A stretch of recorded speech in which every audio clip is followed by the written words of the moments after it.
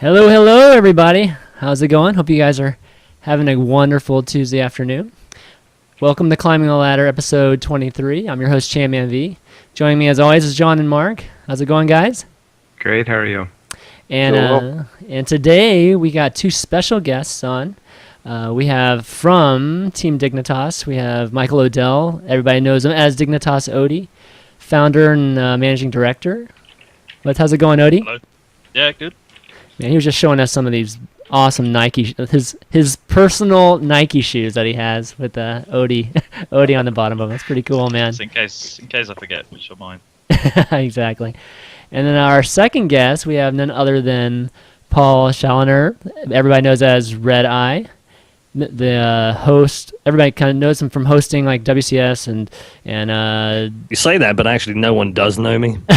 Everybody knows you from hosting and commentating and doing interviews and everything. And obviously, recently he was moderating the eSports Congress over in Valencia or Dreamhack.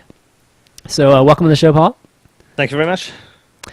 So today I figured, obviously we're going to be talking a lot about the Congress, but I kind of wanted to start things off a little different today. We usually start off with misconceptions in the community, but I'm sure a lot of misconceptions will be coming up during the kind of eSports Congress portion of the show. So I wanted to start off with some recent news from yesterday, which was had to do with the whole Verilyn and the Verilyn fraud, that whole bit, and how she was pretending to be a GM player, and Kawhi Rice and various others, did a whole very thorough and pretty diligent Team Liquid thread that kind of exposed, what she was doing.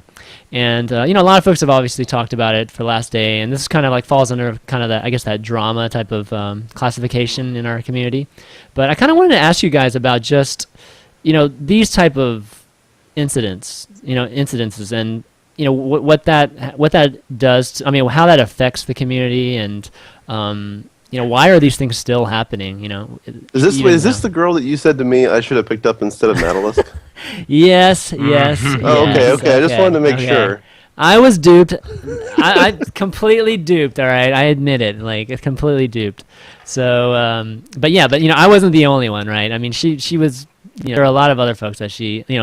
Some examples are like Six Pool Gaming. She was heading up Zeke too. So obviously the Zeke folks didn't realize this was happening too. Or they did. Or I don't know, maybe they did, but their statement obviously makes it sound like they didn't. But not only that, there was definitely show matches and events where money was involved that that she basically her and Death Angel basically received money that they shouldn't have, right? So what are y'all's thoughts on that? Anybody just jump in whenever. Well, it's crappy. It's definitely not a good thing for a community. It doesn't look good for sponsors. It delegitimizes, unfortunately for all those people that played in the show matches with him. Technically though, in that case, they did lose, but I suppose they thought they were losing to her and not someone else. But I don't know. It's pretty shitty deal all around. Yeah, I don't really have a particular opinion on it, other than it's not the right thing to do. But I don't know, nicknaming and that kind of thing has been going on for years, and I don't think you'll ever stop it really. Back in the day, it was, I'd done it myself, messing around, just having a laugh and having a few beers, and I'd go on and I'd play as a different name, and a friend of mine would go on and play as my name, and we just have a run around on a Quake server. I think it's maybe a little bit different, but. Yeah, but you'd never do that for like a show match that has money involved. No, not for a show match, and not for money, and not for tournaments. No, but right. And then that's the difference between was she trying to dupe people intentionally? Obviously. Yeah. Obviously. So morally it's wrong, but we can all sit here and take the moral high ground. But we've all messed around in games. And I think the other thing is that. People are young and stupid. It's just another one of those, isn't it? I'll tell you what, man, I smurf all the time with my real name in Silver League. Yeah, I guess a better. I guess maybe a better question, given that given that we have Mark and Michael on here, is the player like Death Angel. What should the punishment be for Death Angel? You know, a lot of people have Yes. been talking about banning, Yes. just not letting him, participate, banning him from or blackballing him a little bit. But I don't know. What are y'all's thoughts? I mean, I would assume that you guys would have a pretty harsh punishment if they were one of your players. It depends. I must admit, I haven't seen much of this. I was on a beach in Spain this weekend, like You laying there bastard. enjoying the sun. But it just depends what he did. Like in terms of money, it's like I've had my fair share of controversy over the last few weeks with large amounts of money and stupid stuff that players do. So I don't know, fake nicking and doing that kind of stuff. It's been going on for years, like Paul said. Like I used to do it when I played for a German team under a fake nick, and I always remember taking out Sam Matthews when he used to play Quake quite a bit, and I remember he calling me a cheat on a server when I was under my fake nick. That's one of my highlights of my career. But for this particular thing, I don't know. What do you think about the pink shorts, Odie? I wouldn't want them. Somebody's got to ask that question. This is the most important thing about the Congress. Everybody in the chat was like, "Oh my God, he's got such nice legs." Yeah, And we were all like, "Oh, my what?" God. Did no one comment on the fact that Odie looked like Terry Griffiths? Actually, you guys don't even know who Terry Griffiths was, but it's a snooker player, right? It He was looked like a so snooker funny. guy. It was so funny because like Scoots was in the chat and he goes, "You can tell that somebody else dressed up Odie and Alex." And I'm like, "What about Sam?" And Scoots goes, "No. Sam dressed himself." Sam came in and he lost his luggage. I actually dressed myself. I decided, hang on, I'm going to a congress. This is kind of important. Let's wear some shit that I never ever wear. So I did some shit.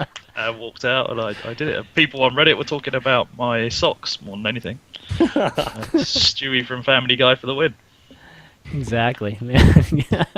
Crazy. That's Yeah. awesome. Yeah, but going back to the topic, Yeah. fake nicking, and especially in show matches from a pro player, it's not acceptable. No. But the it's trouble is, probably it's not like- the last thing. It doesn't really matter what you what we say right now happens to this guy or doesn't happen to him.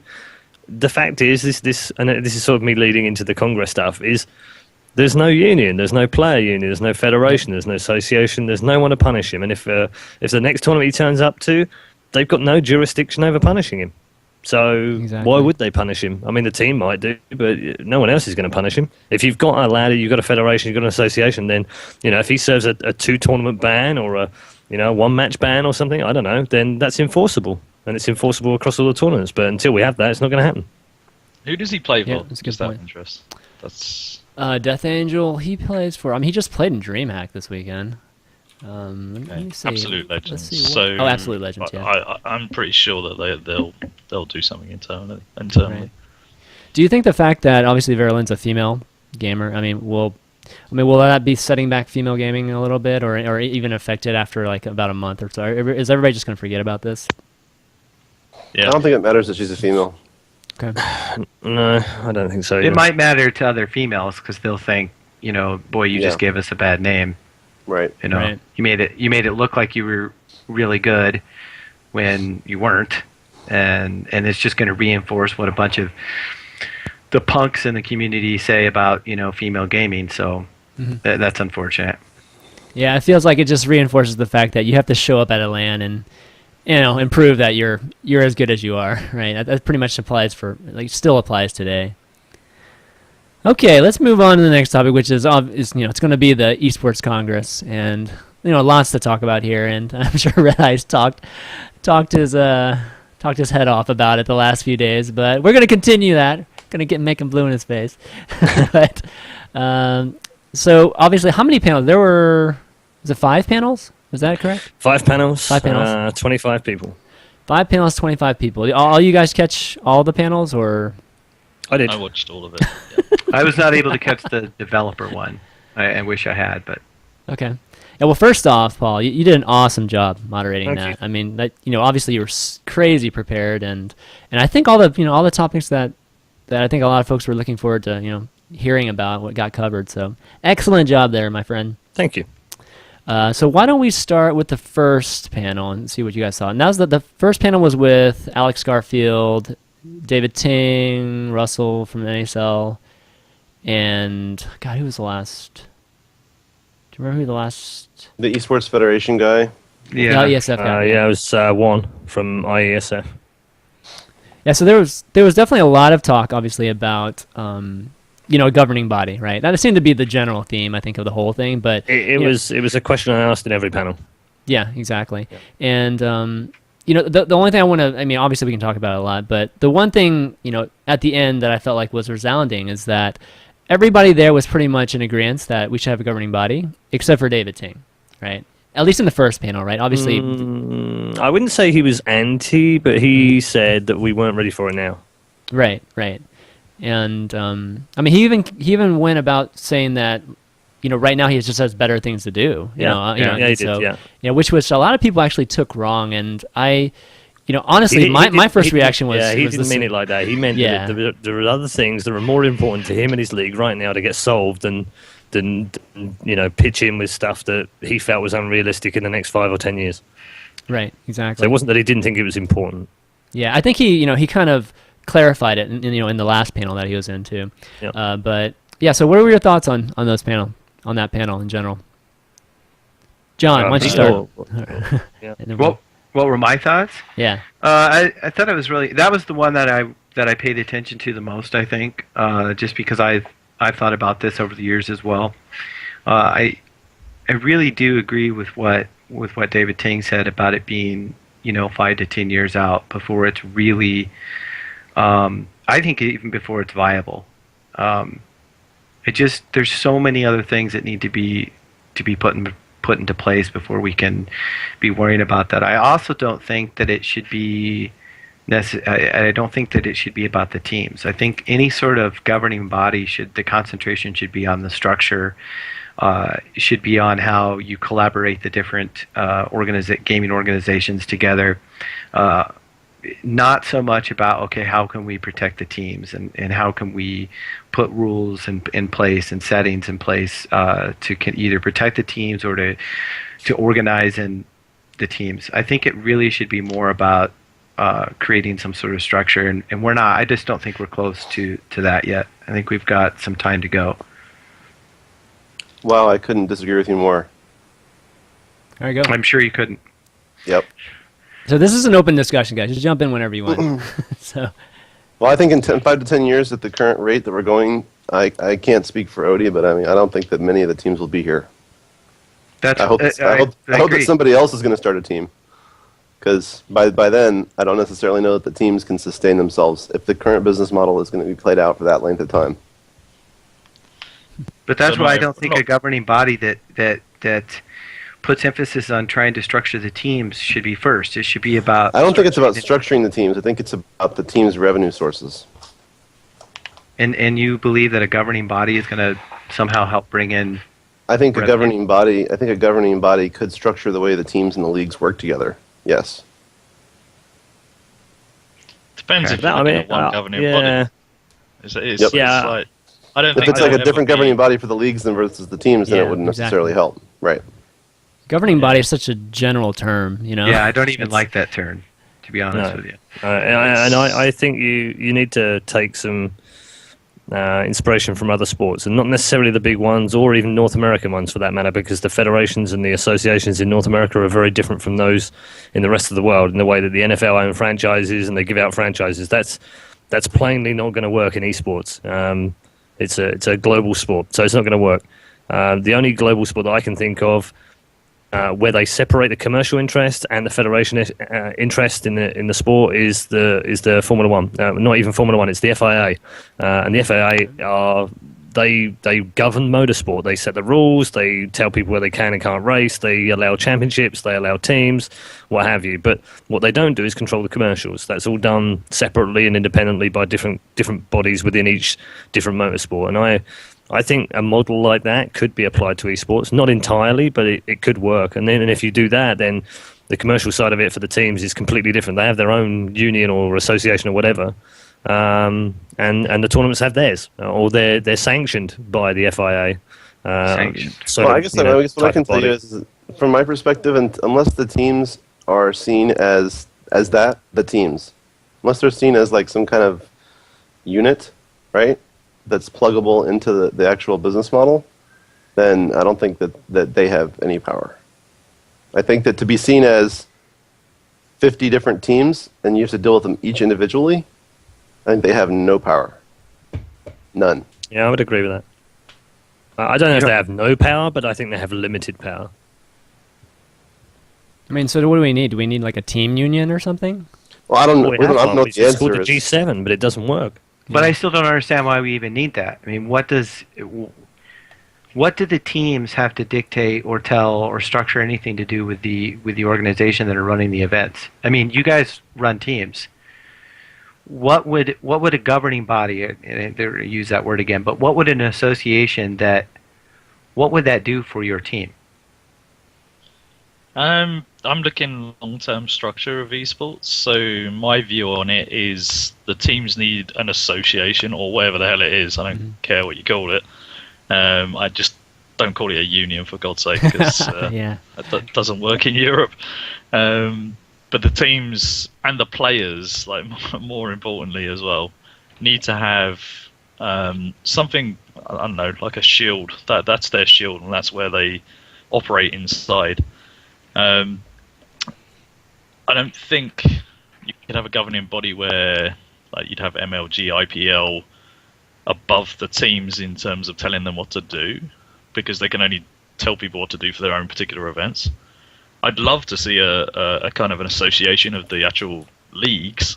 And from what I saw this weekend, they were all very amicable on discussing lots of stuff, which was one of the really good things. Good. Yeah. One of the best things about the whole weekend were people were speaking and giving their ideas, and this is a start towards, and it's going to be a long road towards something. If it turns into a governing body, it could be like boxing where it's WBA, WBC. I don't particularly care at this point what it is, but for my own personal opinion, I want longevity and sustainability, security in what we do. So everybody's got to pull together. Like you can't even look at a business model of what a team is now, because it's nothing like what it was in 1999. What I'm doing now changes day by day. And teams have got to find their own revenue streams. They've got to innovate. They've got to go out and generate money. Nobody's going to bring cash and dump it on your door and say, right, you're part of the association now, off you go. It's not going to work like that. It will never work like that for any businesses unless it turns into something like the NFL. And I don't think that's a good thing for esports. Well, I found it quite interesting, and actually I was impressed that Alex said, and I wrote this down in my notes, but Alex Garfield basically said that EG is not a team. And we've been saying this for a while, and people think we're trashing on EG, and we're not. But they're more of a marketing group. I mean, that's exactly what they're doing. I mean, you just said that you're doing things much different than you were doing in 1999. I think that's a force of nature. That's a force of nature. They have to be a marketing group. They can't focus on being a competitive organization because that's not going to bring them money in.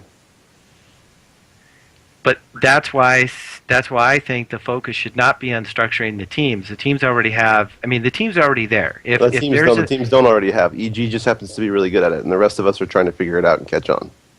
Right, but if you have a structure, an association in place that from the bottom up creates a structure for growth in esports and growth in competition, then more and more teams will be able to be put together.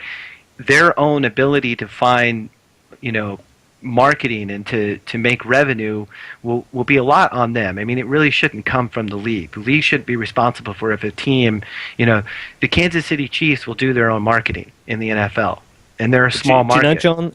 Do you know why we, for me, like looking at other sports and trying to adopt their models will never work? We can take some inspiration from them, but they're never going to work. And there's one reason why.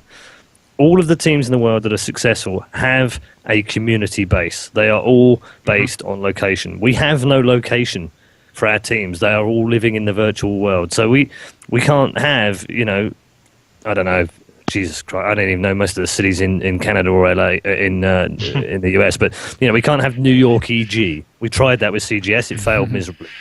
You can't have Birmingham Dignitas. It's not going to work. And until you've got that sort of community and that base of people, you've got no identity. And if you've got no identity, people don't know how to find you and where you are. So we have to think totally differently, in my opinion. Well, that's what I'm saying. You just, they don't have an identity because I don't think the organizations do a good enough job of of presenting these events as team versus team, especially in StarCraft. Obviously, it is a single player. I mean, it's a it's a dual game, but you don't. It's like the responsibility always becomes on the team.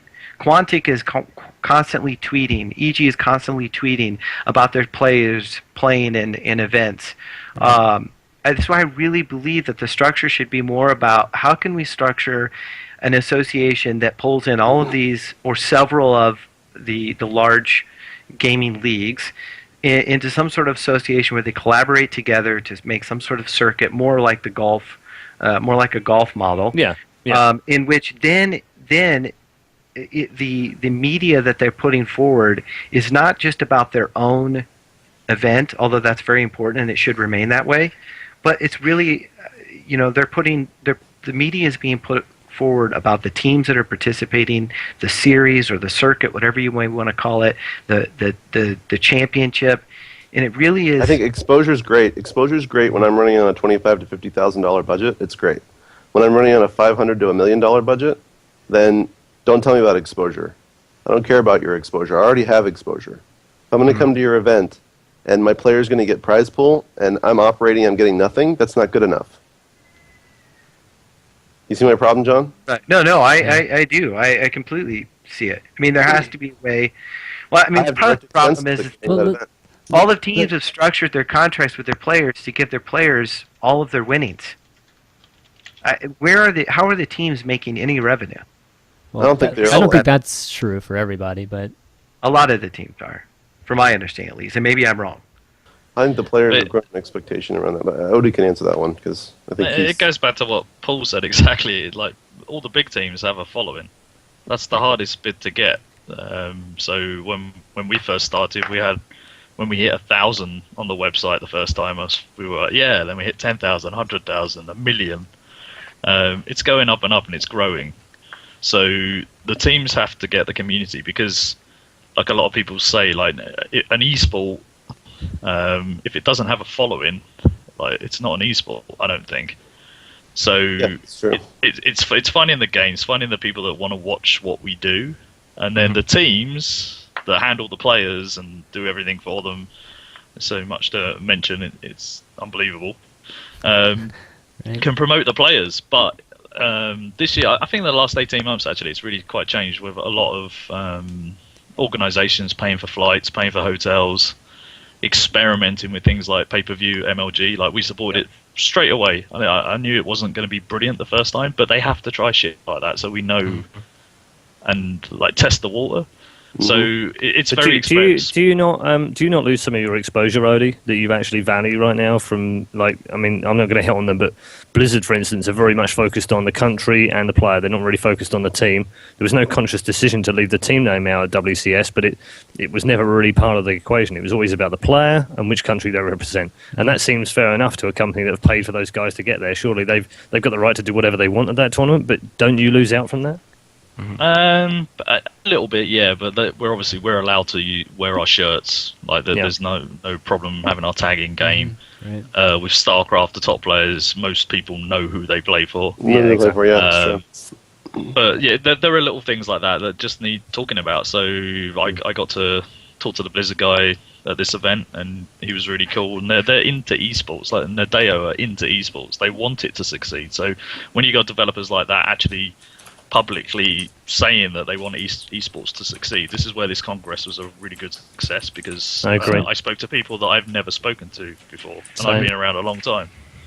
Yeah, so that point you brought up, Paul, is a really good one because obviously it's really important to have the players wearing your brand, and you're paying the players, so obviously having that and having your players win, right? So you can get as much vision, just being much impressions, as many impressions you can get, right, with your brand. So I think that's a byproduct, though. That's the thing right now in the current model. Exposure and growth of the community, which is the direct base from which we are operating, which is what Michael is saying. Like the exposure and growth of that community is purely a byproduct of our current activities. Because if we're not direct, if that exposure, the direct exposure that we're getting, if it's not benefiting our partners directly, then we're the ones paying for all that, not them. Which is where the whole model starts to break down right now. You see what I'm saying? It's not like the leagues get big partners for millions and millions of dollars. Right. And there's a distribution of those funds based on the exposure that's being generated at their event through our players. It's not like that at all right now. It's actually more like we're the ones footing the bill, and there's benefit going all around, but unless we have the big sponsors on our side as well, like EG does, it becomes more and more difficult for us to fund our operations. And I think that that's where the challenge is for everybody who's... And of course, you hear me whining about this more and more and more because I'm the newest big team, right? So of course I'm whining about it more than Odie is, because Odie's got 10 years on me. So he's got 50 sponsors or whatever, you know, and I have like 5, right? So it's a difference, I think. Yeah, but what Do you sorry, Michael. I'm just interested in what Mark has to say in terms of would you ever foresee a time when you sent players off to a tournament and they were asked to take off their shirts or remove sponsors, and you then said, actually, if you do that, they're not playing in your tournament, and you pull them out? Can you ever see that? Yeah, I did that last year at the MLG in Turtle Beach. Okay. And actually EG and Optic and Envious all came and stood behind me. But do you think that shows that the teams have the power already without a federation? Yeah, I mean, I think the teams do have the power, but I think that if the teams are so loosely, like if we stand together so loosely on things like that, that's not necessarily. There's no standards being set. I think that's the thing that we want. I think we want to have some standards set around the way that engagement works, and I don't think right now there is standards. And I think if we don't do it ourselves, the leagues are going to do it for us. That's probably a good point. I agree. Like this weekend, like the 4 teams that were there, we all sat down and chatted. So we kind of agree that we have to get together and talk, but it can't ever be a G7. G7 was a toothless thing. Yeah, okay, they did a few good things, but I never ever spoke to the G7. So it can't be like that. It can't be uninclusive if the teams got together. It has to be inclusive of everybody that's trying to do what we do. I agree. And if it's not, then it's going to fail. Again. Yeah. All right. Why don't we have to do it? We have to do it. Yeah, I mean, I think it's probably true. How soon do you think something like that could happen? I mean, is it as soon as this year, or is it going to take... What, a teams association? Yeah, a teams association. I think a team association can be started right now. I think it could be started tomorrow. Yep. I think all it takes is Michael and Mark to talk right now after we finish this and go, you know what, let's take this forward. Let's go and talk to a few of the big teams. Let's form the original big teams thing, not the G7, but just the big teams to start with. Put a website together in a few weeks' time, and then invite any teams that want to register with them to register on the site and get involved. Simple as that. But it has to be open. I think that has to be the key. It has to be open. Has to be open, and that was one of the problems with the G7. And I still think that's one of the problems with some of the teams today. I mean, they talk like they want to work together, but they're still always working for themselves first. I mean, but I think there's also there's something else you have to consider is that different teams are at different levels, and the top teams have different needs to some of the smaller teams. To some of the smaller teams, just landing one sponsor is going to make the hell of a difference to them. To some of the top teams, landing the next 3 sponsors isn't going to make much difference to them. So there are different needs and different priorities for different teams. But I think as long as it's an open association, anyone can join and share in some of the,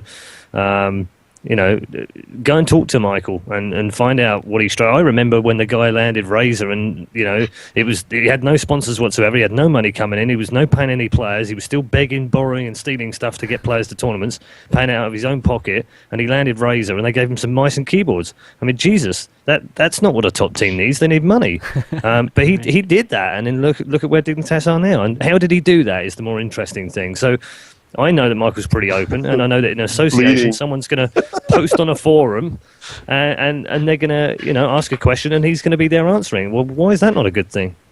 That help? It's progressed so far since then. Like there is money coming in on a huge scale compared to most smaller businesses. What I'm interested more in for teams, Michael, is what do you have to do to show ROI on that money to your sponsors? You know what you have to do. Some of these teams they don't even know what ROI stands for, let alone what it is and how to deliver it back. Yeah, exactly. So we're talking about like basically a mind share, right? When we're talking, when we're talking about this association, is that correct? Or? Yeah. I'm up for that. Very least. But then to discuss things like we're talking about with Virulin, if if the team that with Death Angel, for instance, so if they decide that they're going to fine him or they're going to kick him out, then there should be an agreement in place with all the teams that don't hire him for the next month. That should be his punishment, and if that's his punishment, the team. Yeah, but again, that doesn't matter, because then the leagues can just say, I hate using the word leagues, but then the organizations can just say, we don't care. He can play in our tournament. Yeah, they can, but at least if the teams are starting to form their association, like Mark said, if they don't do it now, then the tournaments are going to do it themselves anyway. Right. Yeah, Get out there and get ahead of it. That was the message I got out of that Congress, was the fact that the tournaments are willing to work together a lot more than the teams are, and that means the teams are going to be screwed if we don't get it together. I think the teams will benefit. I really do think the teams would benefit by somebody coming up with a model, and I mean it's things I've thought about for years, but coming up with a model where you take MLG, you take Dreamhack, and so on, and you devise you sanction different tournaments, and maybe you sanction 7 different tournaments during the year, and those become a circuit of events like golf. See, in golf, the Masters and all of the different tournaments, they're still their own tournament. They can promote their own tournament. They can try to get their own player, the best players. Hey, we're going to make our tournament the best, but it's still all under the umbrella of the PGA. And through that, those organizations work together and create a structure in place that then players can be a part of that circuit of events and rise to stardom on their own without. They don't need a team behind But do you know what, John? I think John's absolutely spot on. I've already said that in the last 2 days of doing however many interviews I've done over this thing, and I've said time and time again, the master system could work for esports. I mean, who the hell wouldn't want to win the American Masters or the Swedish Masters or the French Masters or the British Masters? I would. If I was a player, I'd totally want the prestige of that. And there is nothing wrong with Dreamhack running the Swedish Masters and, 1 year MLG running the Masters in America, and then the next year the NSA will do it or the IPL will do it or whatever. And there's nothing wrong with that. They still keep their identity. They still keep their business model. They keep their sponsors. They can do things slightly different. Then our tournament need to be the same. There needs to be a basic structure in place, but they can still do it their own way. I mean, in my opinion, part of being sanctioned would have to all be open. There'd have to be an open component to each event, because obviously the idea is to get new people in. But that's the key to this. Is you start to make a Masters and a World Tour of some kind that's recognizable and it's sustained and it's got great money involved in it. Rule sets are steady, players are regular, teams are contributing to it, even getting something out of it. What happens then is that sponsors coming into the sport look at it and they go, I totally get this. There are 7 Masters a year. They're the prestigious ones. They're the Grand Slams. I want to sponsor those. How do I sponsor those? Brilliant. That's how you get the big guy. That's how you get Richard Branson interested in stuff like this. He comes in now and he's like, I don't know where to go. There's so many fractured leagues. I have no idea. Where do I put my money? Do you know what? Fuck it. I'll start something myself. Right. And then you fragment it even more, and there's more of them. Will pop in and I think if the teams are all working together and the leagues are all working together and the Masters thing is there and everybody has their thing all worked out, and the way that the teams and the leagues are working together is worked out, and then the whole thing starts to become this whole circular ecosystem, and that's what we really want to see happen. And don't think for a second that doing a master system means you limit everything to the top players and the top teams, because you don't. You have qualifiers, and we have qualifiers already for all sorts of different leagues, IPL, NASL. You have tiers. I mean, you can have the Masters, and then you can have what's underneath of that. That's why I use the golf model. Because they use amateurs, and they can still qualify and play in the Masters. Totally right. Absolutely. You can work your way up, because that is the growth. I mean, we have 100, let's just assume, and I don't know what the number is, but let's assume every day 100 new people learn about what esports is, maybe in a very generic term, but they're like, oh, esports. Okay, so 100 people every day learn about it. And they see that there's competition where they can earn money. Because the truth is, we're a very, very small community right now. We're very small compared to the number of players that play. So every day, let's say 100 get to know what esports is. Out of those 100, maybe only 5 really aspire or try to take the next step to aspire to move on to that level where they start making money. And of those 5, only 1 will ever make it. That's why I always call the top players the 1%ers and everyone else the 99s. So, but the problem what we've had in the past, and why I believe that we've gone down a slippery slope, is that we've only concentrated on that 1 out of 100 that's going to be at the top level. And so we put all of our eggs in a basket of really pushing our media and everything we do towards propping up that 1 out of 100, and we completely forget about the other 99. It's those other 99 that will drive the structure, that will drive the growth of esports. And if we continue to just kind of forget about the other 99, it doesn't matter if we get a team union in place, a players union in place. It just won't matter because there won't be any structure underneath of it, and we'll just kind of be stagnant for a long time before we really, really grow. That's just my rant. Sorry. That's what I said as well. I said that at the Congress. Mm-hmm. So who looks after the guy that comes 32nd, and then the next tournament he's 32nd again. Right. So yeah, I agree with that. I don't want to push this on, but we spent 40 minutes talking about the first part of I know. I was about to just transition into really the second. I mean, it's fine. Again, sorry, that's like the presenter of me coming out. I'm sorry. This is more freeform more than anything. But I did want to kind of transition into, I guess you could just say the next panel, which had a lot more to do with sponsorships. And again, I kind of wanted to take a step back and kind of talk again when it comes to teams and just forming whatever kind of association with the teams. When it comes to sponsors, right? I feel like sponsors have definitely been a point of contention when it comes to really working together. Some teams have, I think, exclusives with certain sponsors, right? And when we're talking about teams working together, or we're trying to have this more kind of socialism, I guess, take on things. How do we do that with sponsors? I mean, do we have to get sponsors to jump on board and not do exclusives with say one team, but kind of spread the wealth with the entire team ecosystem, or what do we do there? Fittest. Well, I think there's a lot of sponsors right now in the mainstream that we can't even pitch as individual teams, even the biggest ones of us. Yeah, that's true. Like like how are we supposed to pitch Gillette, for example? Like they're sponsoring MLG, but they're not going to sponsor Dignitas. Yeah, but they will. They'll see my unshaven face and they'll think, he'd be so handsome if he was shaved. Yeah. So I mean, it's the same old story, right? I mean, if you I think that MLG is selling or pitching for every team that's coming to their events, right? Right. Because I mean, it's all of our players, right? So I mean, if the teams were to get together and be able to pitch bigger sponsors, bigger fish, then that would probably help too. Like an airline. I mean, you know how much airline budget these teams are spending? I mean, we're talking like big money. Literally 85% of our budget's airline, You go back 7 years ago, I'm pretty sure there was a couple of airlines involved in eSports. I think Korean Air have sponsored some stuff, maybe a team, albeit in Korea. I think SAS sponsored either a team or a tournament in the past as well. Mm. So you're right. They're a great opportunity. We should get some marketing guys in there. But it depends what those companies are looking for, and do they know what esports is, and have they done their homework on how it works, and which comes back to the point that we were making at the Congress, Michael. I think either on the stage or off it, which was education. Mm-hmm. Yeah, but teams go in together into sponsors. It has happened. It's not a common thing, but it has happened. Look at you and Four Kings though. You used to fight over Intel every year.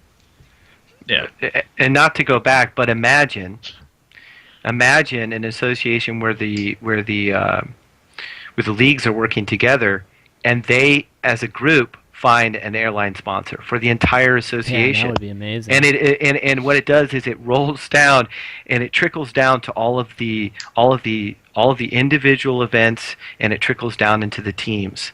There's the point. I think there is that. Sorry, Mark. There is that. That is part of it, but. Here's where, this is my marketing head coming out now, here's where the things really get real. If one team cracks a sponsor in a particular niche, let's say, for argument's sake, they bring Virgin Atlantic in, and Virgin Atlantic sponsor their team, that opens the door to every other airline, because every other airline watches what these guys do. And if they start seeing success from one particular area of sponsorship, suddenly British Airways go, Jesus, we need to get in touch with that demographic too. We need to tap into what they've found. That's very Who true. can we find? So I don't necessarily think it's the tournaments that need to bring these big sponsors in. The teams do too. They just need to have the balls to go and see some of these guys, and take a DVD along of one of the fantastic events that's been played all around the world, and get them excited and enthused about it, and get them educated. We know they've done this. We know they've done. Yeah, this. but I don't think they have done it. I tried. But the Alex teams. Garfield's doing this every day. Yeah, I know Alex Garfield is. He's one of the few. Michael's another one. I'm sure Mark is as well. But we're talking about maybe half a dozen really good marketers going in to see really, really big people with the right style of pitch in the world. And that's not enough. collectively, too.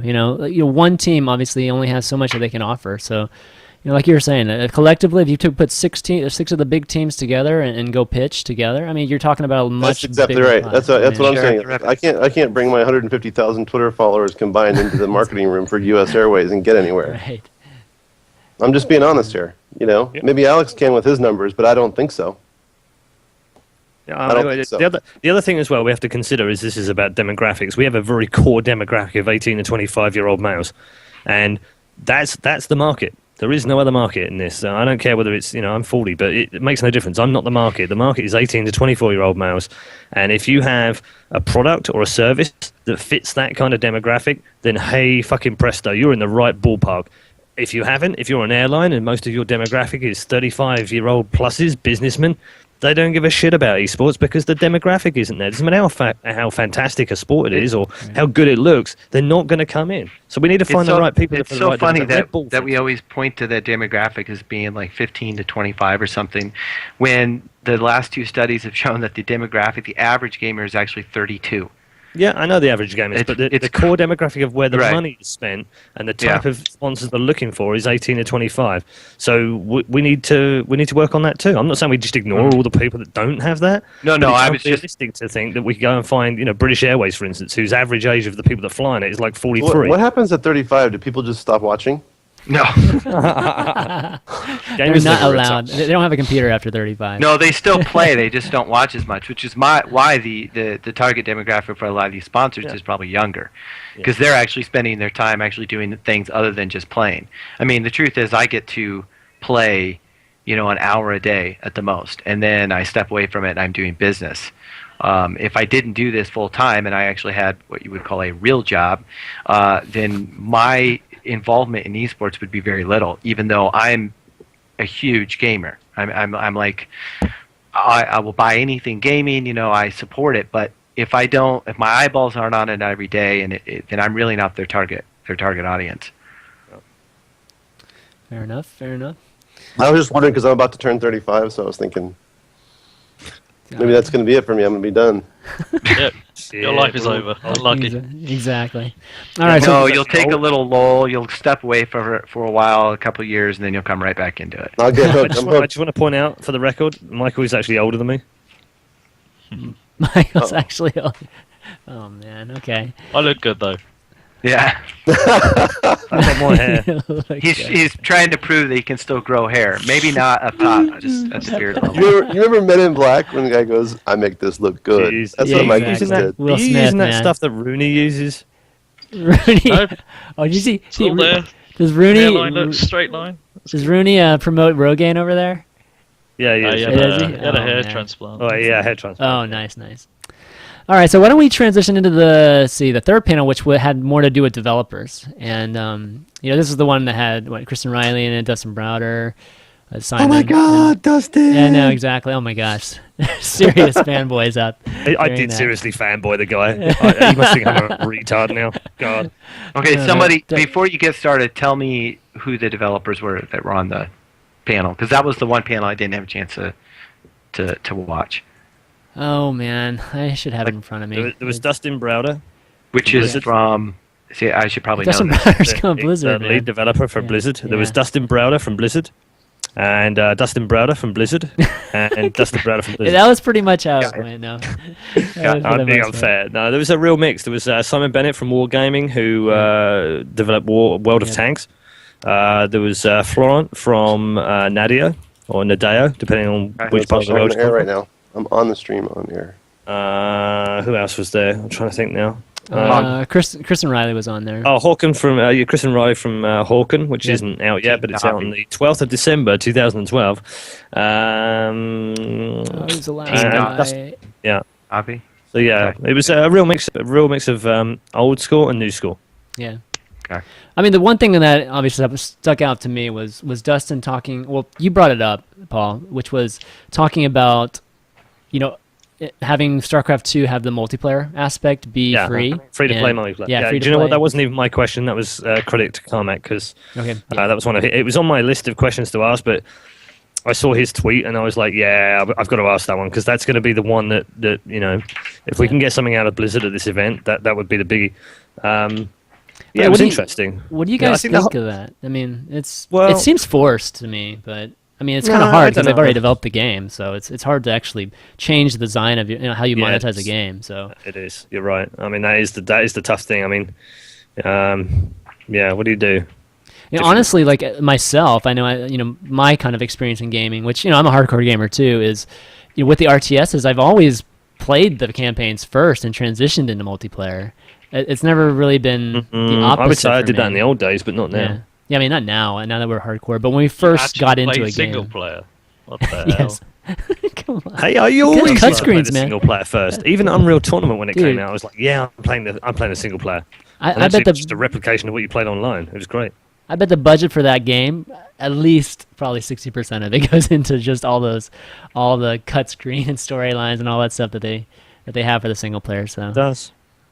but, No, do you know what the funniest thing? And I'll just throw this out there, and I'll let someone else talk for a change. It was probably my favourite of the panels, and not for any sort of twisted reason or any fanboy reasons, I might add, but just because it gave me a completely different perspective.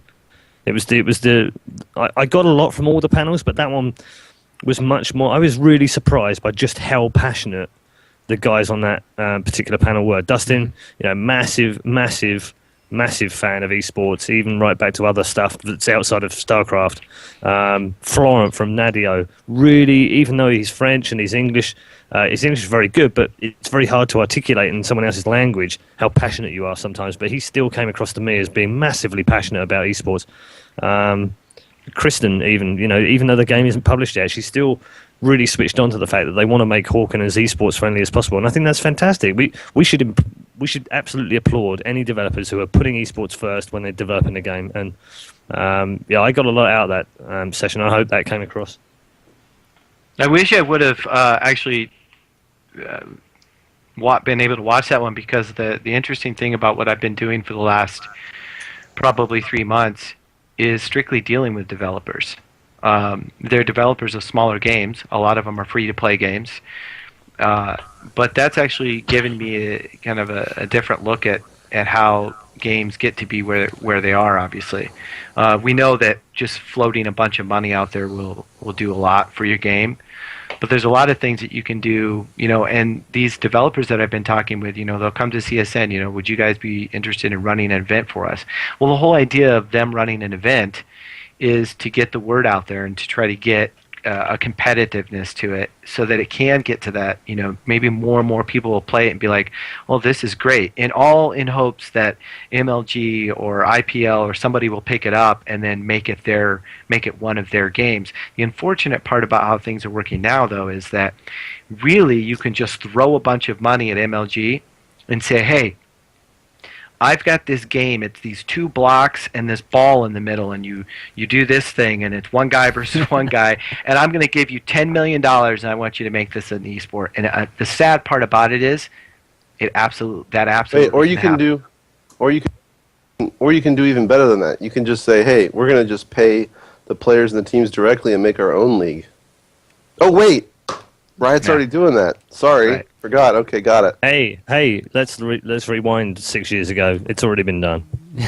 very true. Very true. I Very hear true. this a lot where people moan about developers throwing money at a game to make it an esport. Yeah, so do I. I don't get why people moan.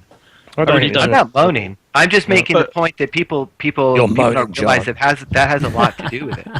Yeah, There's- but from my opinion, like, that marketing money is marketing budget, and that's why they're doing it, to make their game absolutely. sell. So, the ones that have failed in the past is where they've just thrown money at a game hoping that it will be big, and it isn't, because they haven't supported the community, they haven't Or the gone game down sucks. the food chain. Yeah, they haven't. Actually, the game sucks. Yeah, that's actually a good point. But there are games out there, and to be honest, do you think any developers that are doing what they're doing now, that are going to throw money at a game, haven't looked at what happened before? Because if they haven't, then blimey. Yeah, I think it's pretty evident that Riot hasn't looked at what happened before. Right? Yeah, Maybe they have, because they've employed Yeah. CGS people. yeah. I don't see why people moan at Riot either. Riot have 40 million players. They have a community. It's slightly big. Slightly. I mean, Yeah, so right. I'm not upset with what Riot's doing. I think it's a great idea. I don't think that they're ready I'm to not upset with what Ryan's doing either. I just have no reason to get a League of Legends team. There's no incentive for me whatsoever to go into League of Legends. I'm glad that Michael. Is I'm that glad that because Michael though, has Mark, one, because you're frightened of losing them because they'll go into the right thing No, and you'll never see that's them again? because, Or that's because I can't buy a really good League of Legends team for $10,000 a month. I can't. Okay. They won't do it. Yeah, and that kind of brings up a good question. It's like how many games can the esport industry do? Whenever it does end up becoming this really very strong, profitable industry that we're hoping it will become, eventually. How many games do you think it'll support? I mean, obviously, esports is a different beast. It's not like real life sports, because real life sports are, they're not classified really. They're not that similar, right? And with esports, they're all games. Athletics does okay. Yeah, I mean, athletics does, but I mean, are we talking about like Olympics where there's like 40 different events and that type of thing? So we're going to have 40 games in esports? Or are we going to talk about like there's only going to be 7 or 8? So why are developers really trying to, why are all the developers right now trying to really put that much attention on esports when, maybe it should be, again, just more about just the, classic, just making, just selling games, right? Or monetizing. Well, I think it's because it's moved on and developers and publishers in particular have realised that actually making money is a longer term goal for them now. It's not put a game out and release and earn money. I mean, what you have to do is, and this is very insider kind of stuff, but generally the release of a game, and this won't shock anyone, is like a mountain. Okay, so a few days before the release, you'll see a few pre-orders, and on the day of release, you'll see a massive spike of sales and traffic. And then the day after, you see a massive drop. It is like the biggest mountain you can ever see. And then residual traffic after that is very low, and therefore conversions on that are very low as well, which inevitably means that the publisher makes their money in the first week of the game's life, and then they make very little money thereafter. And one of the holy grails for them is to keep that sustained. How do they keep making money? And Riot have done that. They've actually figured out a way where they can make $400,000-$500,000 every time they release a champion and keep sustaining that income. And then because they want to reinvest it, they're almost advertising their own wares by having their own leagues and their own tournaments and tournaments with other tournaments as well. It advertises what they can bring, so it makes perfect sense to them. And I think other people have looked at that model and thought, actually, that's a bloody good way of doing it. That's almost like World of Warcraft was 5-6 years ago. Yeah, I don't with eSports included. I don't at all think that Riot's business model is bad. I think that Riot's business model is brilliant. I just wish it was for a better game. But I mean, whatever. Hopefully somebody else is paying attention, Well, maybe Valve will start selling banana skins that you can put on your character. You can start wearing pajamas or something on Dust 2. I don't know. But that's the thing with games. Like, not everybody likes every single game. There are games that I'm not particularly interested in myself. It's like if you look at athletics, like I don't know, let's pick two opposite athletic things that happen in the Olympics. Yeah, exactly. Like you don't get the same people watching the same things. Like Dota and LoL, similar MOBA type games, but I think the crowds are very different. So something I actually wanted to say on Saturday. What if Valve suddenly said, right, here's 50, I've picked 50 million for a reason. Here's $50 million. We're going to make our own league. This is what we're going to do. We're going to have CS. Yeah, we're going to have CS:GO. We're going to have Dota 2. We're going to bring in pro teams, and we want the normal esport teams to get involved. Do you think any of the esport teams that are out there now are going to say, well, that's a really bad move? It's not going to happen, not for CS. I think people are scared of change, really are. And I want to. Like, I was in CGS. Paul was in CGS. I actually liked most of it, except when they I did of too. went bust. Yeah, I liked a lot of it, put it that way. Yeah, and there were 200 pro players that were getting a salary for. Okay, it was only 18 months, but those guys were pro, and I want to see more pro players. So I want to see what Riot do. I want to see where they go. Hopefully that knocks on to Blizzard if Blizzard create their own little world as well. But if more players are actually earning money, more commentators are earning money, more staff writers for news websites. I'd just like to come back full time. That'd be great. Yeah, it has knock-on effects everywhere. From my perspective, and what Riot's doing though is the fact that they're not engaging the traditional teams in the traditional ecosystem in any legitimate way. And so they're expecting all these like teams that they're going to fund at 175K a pop per year. They're going to have these teams just come out of the woodwork, and you happen to be really good at League of Legends, so come be a blithering, unprofessional, childish idiot in front of everyone now instead of just in your bedroom. And if Riot thinks they're going to be able to actually coax professionalism out of all these kids, they're going to be in for a real wake-up call. Really? That's funny. Really? I totally and utterly fucking disagree. Yeah, I disagree with that too. I've seen this so many times, and I'm really tired. And all due respect to you, Mark, for running a team, but Jesus, like, just have some faith in the fucking players for a change, because there's some really, really clever kids out there, really clever kids who are smart. They're ridiculously clever at what they do in their games. They're articulate. They can present themselves really well on TV. They can learn really fast. I've never seen kids grow up so quickly on CGS. There's a lot of them. You're right. They walked in the first week. Jesus Christ, I was like, oh my God, these guys are going to be like terrible. And within a couple of months of training and media help and what have you, they were really good. They were really good at doing what they were doing, and they were professional, and they did think about it. And I think we undersell players. I really do. I think we undersell them.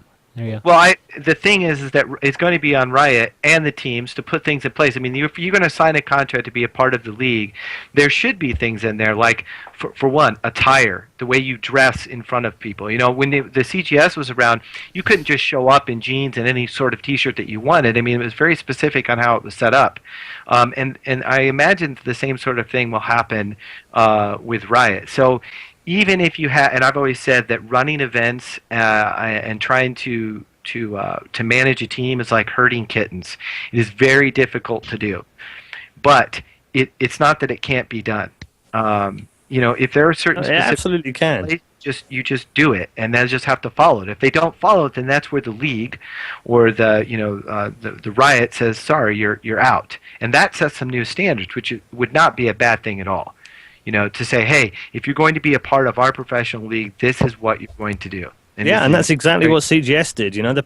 And they were really, really on the line with the guys in the CGS, and it worked. And there were a couple that ran a Riot, and there were a few immaturity, and that happens anywhere. It happens in every sport. And I just want to know, though. I just want to know, like, honestly. You're looking at the situation here, right?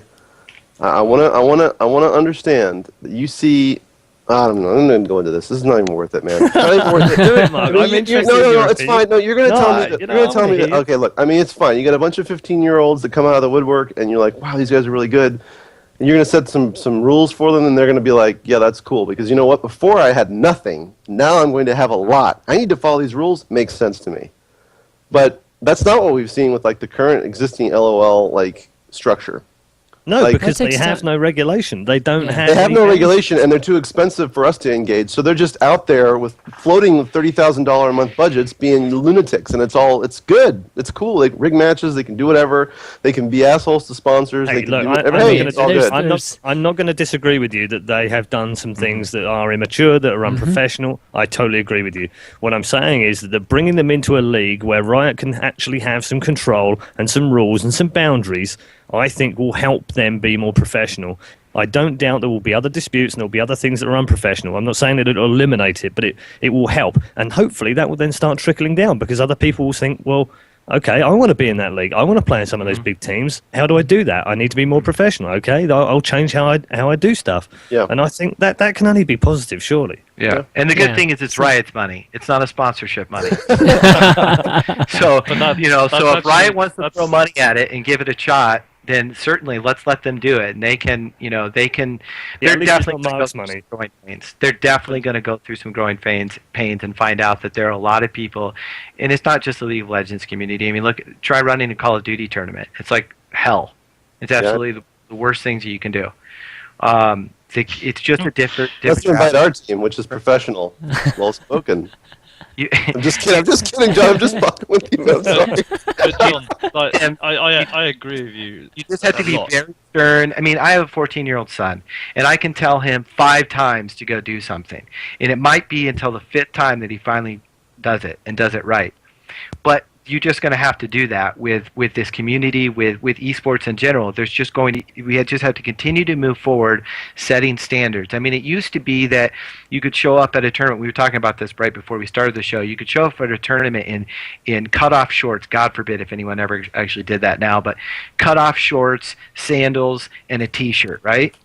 I never understood why that was ever acceptable at a tournament. I mean, in your keynote, Paul, you were showing the setup of, I think it was the WCG, and you said, now look at this. Doesn't this look like shit?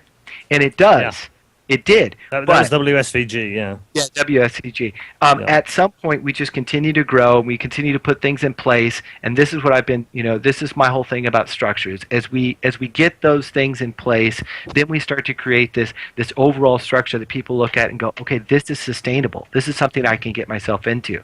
I mean, I know that when these kids show up in an event, they're going to be wearing specific jerseys, T-shirts. I can't stand T-shirts. I think it's ridiculous. I mean, I love EG, but those T-shirts they wear everywhere. It's ridiculous. I mean, get some freaking jerseys for crying out loud.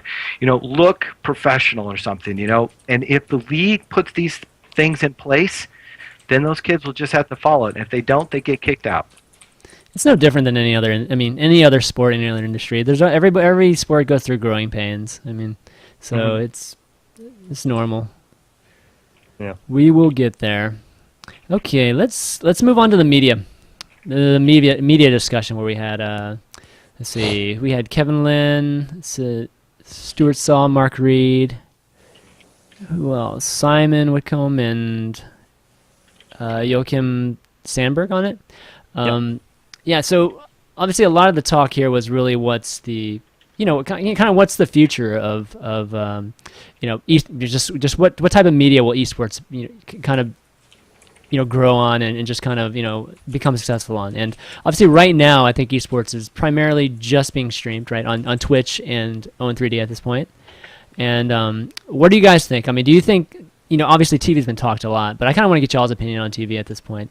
Is TV even necessary at this point, and does it even make sense for esports? Nope. It's been so I said it, Yeah. It just doesn't anymore. I have a small confession to make. Back in 2006 or 2007 when DirecTV and Sky came to me and said that they were doing TV, I was like, holy crap, this is the holy grail. This is the thing we've always wanted. This will help us go mainstream. And I was pretty naive, I think, back then, and didn't really understand esports and a business model. But we genuinely, and I'm sure Michael will agree with me, we genuinely thought esports has arrived. We're on live TV, in HD, in a professional league, with millions of dollars, and we're going out all over the world. And this is amazing, and it's live. And I naively thought we had arrived. And I think maybe if they'd spent money a bit better, we might still be going. And it might have done something. And I think a lot of their production values, for instance, are still in TV now, or still in the production that we see now at events. So that's a good thing. But do we need mainstream to go bigger? No, I don't think we do anymore. I think the world has changed. And if you look at all of the things that TV companies are now doing worldwide, BBC, CBS, NBC, they're all going to the internet. They're all trying to find a new way to connect with audiences. They're actually they're now moving towards the place that we've been in for about 7 years. Yeah, I just want to So we're already there. I've been wanting to Reddit post this for like a while, but I just haven't had time. But man, I'm sure somebody already has. But iPad with Twitch, iOS application, and an Apple TV is like, it's like the nirvana, man. Like you literally have arrived. Sit on your couch, browse your streams, and then it just pop right up on your big screen. It's awesome. That's what I do, actually. It's either on my iPad and the football's on the screen. Exactly. We don't watch TV the way I've got a 46-inch screen in the other room. I rarely use it for anything other than watching stuff that I stream to it via a box.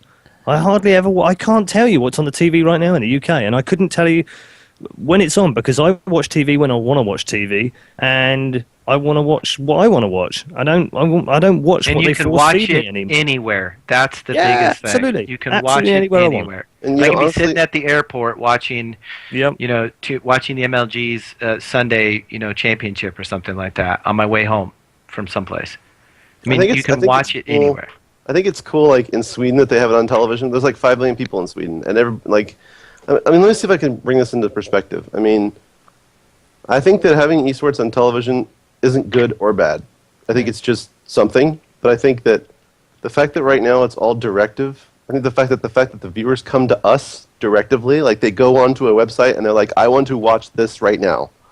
That's like really powerful from a numbers perspective. It's not like, oh my gosh, when you're saying that, that somebody said at the conference that, NBC said that the NCAA event pulled in 600,000 viewers and the MLG event pulled in 470,000 viewers. And that was really big. Well, you know what the thing is though? All 470,000 of those viewers for the MLG event, they wanted to actually watch that shit. The NCAA folks, how many of them would just happen to have that shit on television? I mean, there's like lots of people out there that have on television. Right.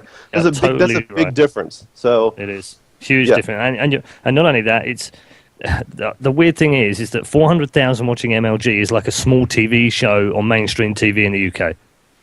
It's comparable numbers, So why the hell do we want to go mainstream? I would say this though: we still need the likes of CBS and we still need the likes of Sky and BBC to come in and get involved, if only to do 30-minute wrap-up shows or expose other people to what we're currently doing. I'm still meeting people that go, "What's Twitch?" I still meet gamers that go, "What's Twitch?" Yeah. I still meet people like that. So we haven't tapped even a tiny amount of the market we could. I agree. I think television is good for that, but I don't think it's necessarily like the way that everybody's going to watch everything long term. I don't think you're going to go to like MLG for a whole weekend on television. I don't think it's going to happen. No, do I? I slightly disagree. I think we actually do. I don't think we need it anymore. Well, if you look at the way that all the TV companies, and CBS is a TV company, they're like you said, they're redirecting and restructuring how they approach people and how they get to people. So the iPad, I've been on a train watching Twitch, but still, that big thing that we don't have is the education to the mainstream. That's where TV comes in. However, whatever form it comes in, it doesn't matter. But all of those TV companies, BBC, CBS, ABC, all of them, once they start doing little bits on eSports, so like Sweden, SVT, for example, they've been following eSports for quite a while now, and like it's on the morning breakfast show, like they have little slots. That kind of stuff educates. And then people will go looking for like, okay, where do I watch it? It's on Twitch, it's on Owned or whatever. So we still need mainstream because after all, they've got the massive budgets, and they've still got the massive budgets, and that's what we need.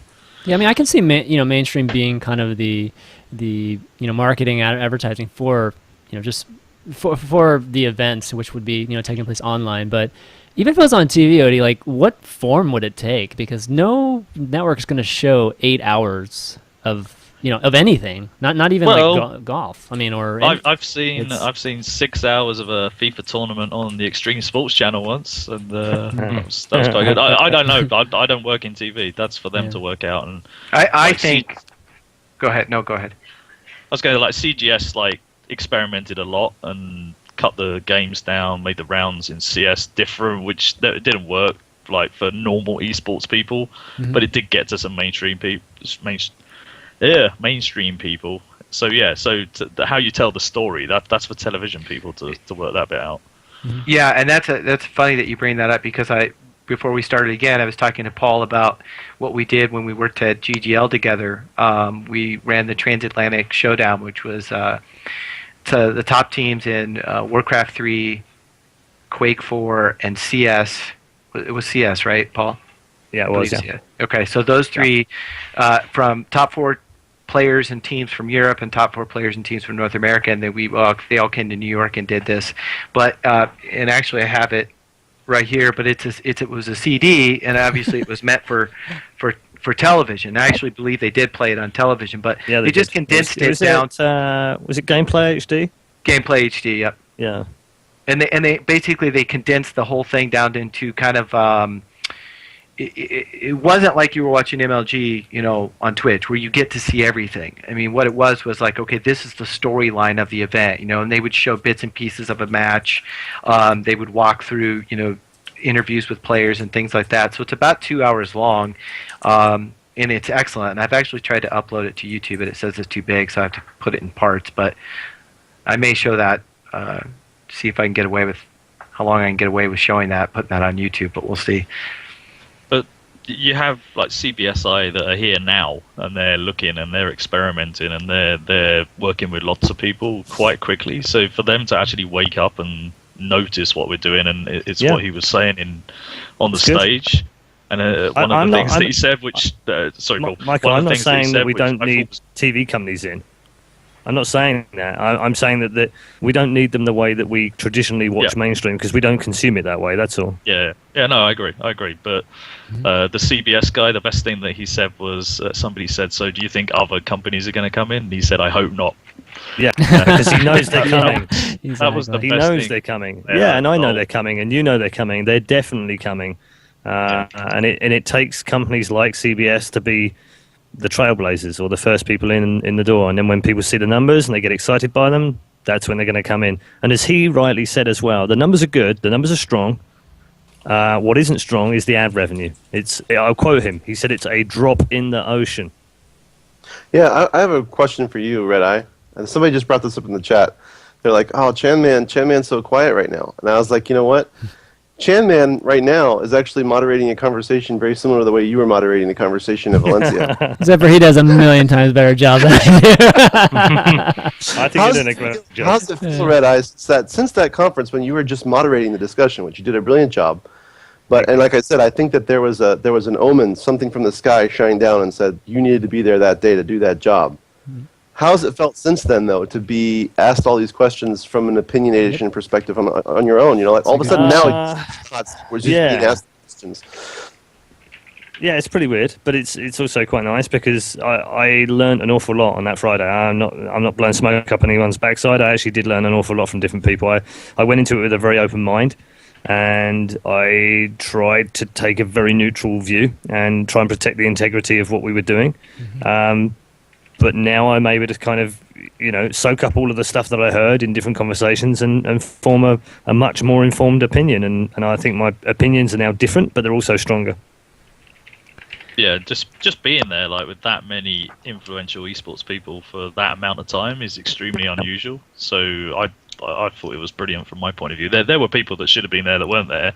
But how do you can't invite the whole world to something. Exactly. But hopefully, and Robert from Dreamhack at the goodbye dinner, he passed the baton on to anybody else that wanted to take it up to do the next one. Yes, so hopefully he did. the next one actually is sooner rather than later, because I thought it was very good.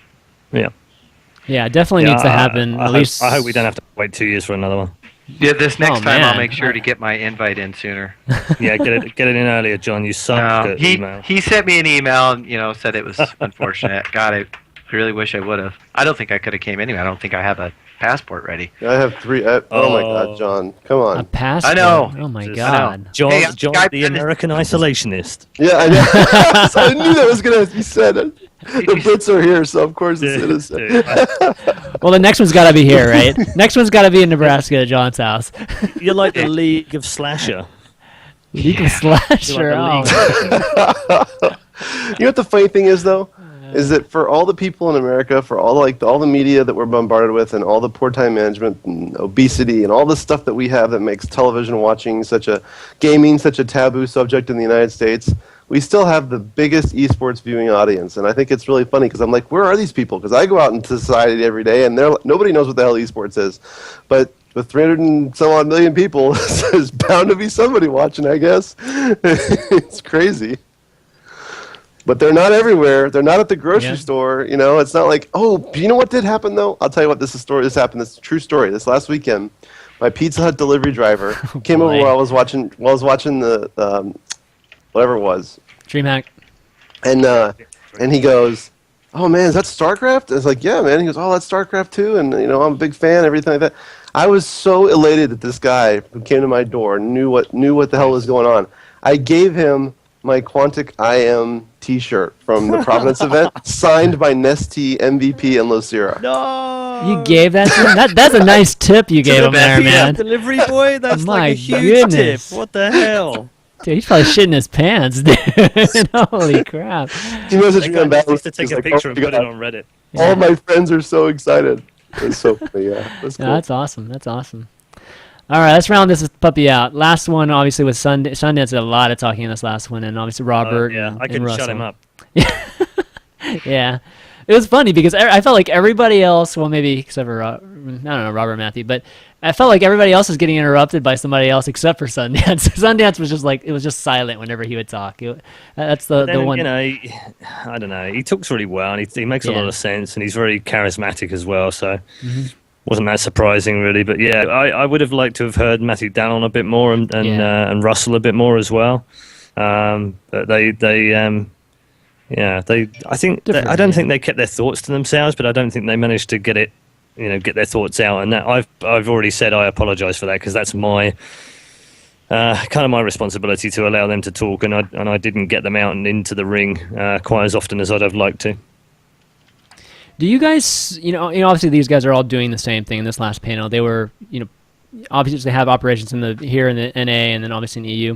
But do you see a distinct difference in the industry right now in EU and America? We haven't even talked about Asia yet, but how do you see the differences there? Because I think my general observations, I feel like it's much more stable over there. Like just over in EU, like Michael, and the reason I say that is because I feel like there's more tournaments for all the players, and I feel like when I'm asking EU players to be on my show, my other show, Pro Corner, they always have some kind of event that they're at I feel like almost every week or twice a week.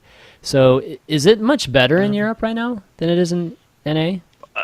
To be honest, I think NA's out of recession, isn't it? I think. Yeah. We're not. So they say. We're still in recession. We're still in recession. So we've gone back in. Yeah, the fact that there is a hell of a lot of tournaments is not brilliant. It's good. Like, you can never moan that there's tournaments around. I see smaller teams in the EU with bigger sponsors. I think that's another thing too. I think in the NA scene, it's just there's like EG is so it's so much of a behemoth that when you look at the fact that we're the biggest market and we have the biggest market leader team in the world here, that why sponsor Quantic? Why? You know what I'm saying? That's a question that I get every single time I'm pitching to sponsors. They're like, well, it's like in their mind, it's like if it's not EG, then they're not interested. Right, because they can get their foot in the door with EG. Why do it with Quantic? Mm-hmm. Right. But then I think there's also the element of rivalry. This is how great rivalries are born. Intel versus AMD. So if they're sponsored by Intel, then go and harass the crap out of AMD and show them what they're missing. Oh, we have. Because they'll go head to head. Trust me, I've worked with AMD and I've worked with Intel as well, and I can guarantee you those guys, they detest each other. Anything they can get one over each other on, they'll do it. I think that's where we find the rivalries. We find it between teams, but we also then go and find it between the sponsors as well. And when you see a sponsor come into one team, you then go, okay, who are their closest competitors? Let me get in with them. AMD doesn't even want to be in eSports. Not anymore. They got burned. I don't know. Pretty bad.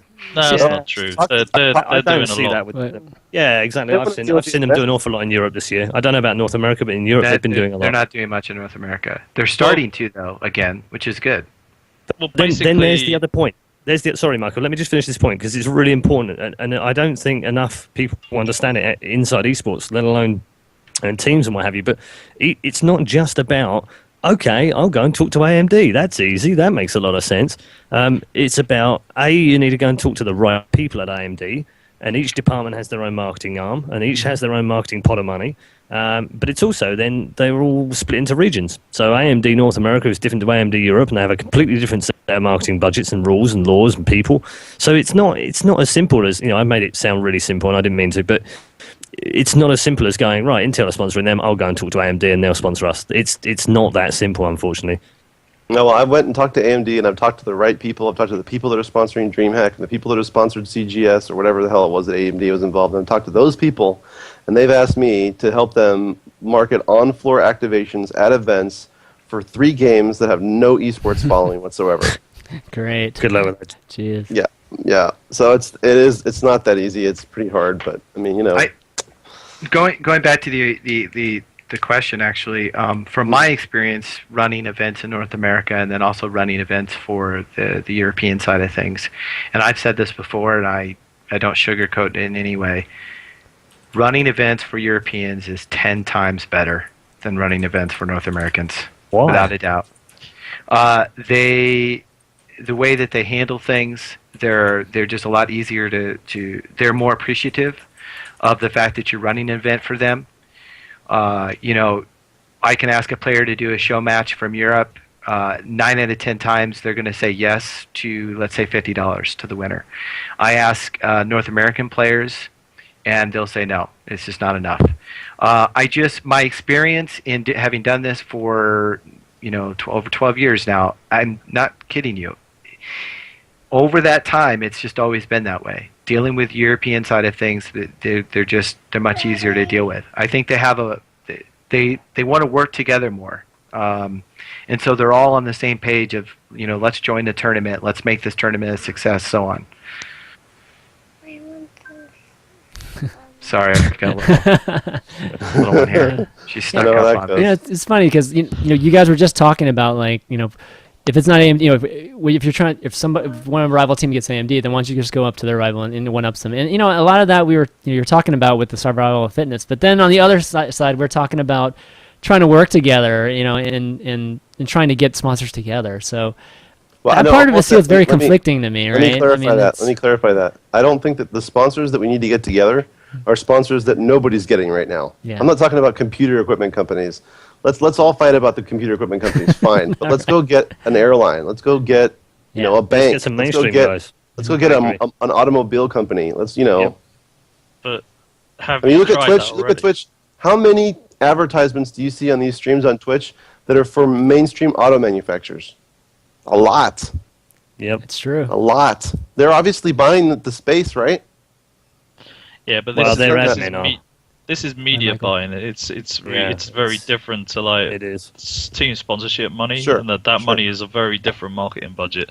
It's, from my opinion, like, America is one big budget. Like, North America is one big budget. That's why you're having trouble at the moment, but that's not the only trouble. I would say the trouble is because of the CGS demise, what the implosion that caused. Obviously, EG capitalized on that. But right now, North American teams need EG to be big and go and talk to people and make their presence felt, because every big company that notices them has knock-on effects to you, and then others will come along. So I still think the US esports scene is still recovering. That's one factor. One massive factor right now in the world that everybody seems to forget, especially this year. There is a recession. It's kind of really tough at the minute. Then also in Europe, like Paul said, European budgets are very different. UK has a budget. EMEA budgets cover certain countries in Europe. You'll get Eastern European budgets. So that's why it seems that European teams, it's easier for them to get marketing money. But they're not going to get as much marketing money as an American budget, because the American budgets are bigger.